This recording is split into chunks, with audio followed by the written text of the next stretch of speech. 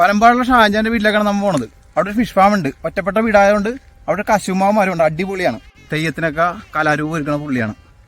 അപ്പോൾ നാടൻപാടിനെയാണ് ഏറ്റവും കൂടുതൽ വിളിച്ച് ചെയ്യണത്. ഇതാണ് ഷാജാന്റെ വീട്. ഫ്രണ്ടിൽ തന്നെ കയറി വരുമ്പോൾ തന്നെ നോക്കി അടിപൊളി പൂവല്ലേ നിൽക്കണം. സെറ്റാണ്. നാടൻ പാട്ടിൻ്റെയൊക്കെ കലാരൂപങ്ങളാണ് ഈ കാണുന്നത്. നമസ്കാരം ഷാജേട്ടാ. നമസ്കാരം. ഇതിന്റെ ഈ കലാരൂപങ്ങൾ എന്തൊക്കെയാണെന്നൊന്ന് പറഞ്ഞുതരാൻ പറ്റുമോ? ഇത് തെയ്യത്തില് കാളിരൂപമാണ്. ഇത് ആദ്യമായിട്ട് ഉണ്ടാക്കിയതാണ്. അതിനുശേഷം ഉണ്ടാക്കിയ കാളിരൂപമാണ് ഈ കാണുന്നത്. ഈ തെയ്യത്തെ നമ്മൾ അറിയപ്പെടുന്നത് പൊട്ടൻ തെയ്യം എന്നാണ്. നാടൻപാട്ടിലെ പ്രധാനപ്പെട്ട ഒരു കലാരൂപമാണ്.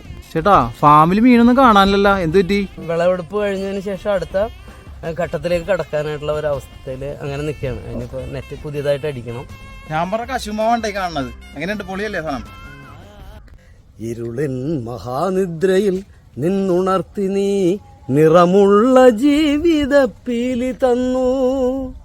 എന്റെ ചിറകിനാകാശവും നീ തന്നു. നിന്നാത്മശിഖരത്തിലൊരു കൂടു തന്നു. ആത്മശിഖരത്തിലൊരു കൂടു തന്നു. എന്റെ മുത്തു, നീയാണ് ഈ ശിഖരം. അപ്പൊ മുത്തു എന്ന് വിളിച്ച വേറെ ആരുമല്ലട്ടാ, എന്നെ തന്നെ എന്റെ വീട്ടിൽ വിളിക്കുന്ന ഒരു മുത്തു എന്നാണേ. അപ്പൊ ഓക്കെ, വൈൻഡപ്പ് ചെയ്യാൻ സമയമായിട്ടുണ്ട്. അടുത്ത വീഡിയോ കാണാം. അതുവരെ ബൈ ബൈ.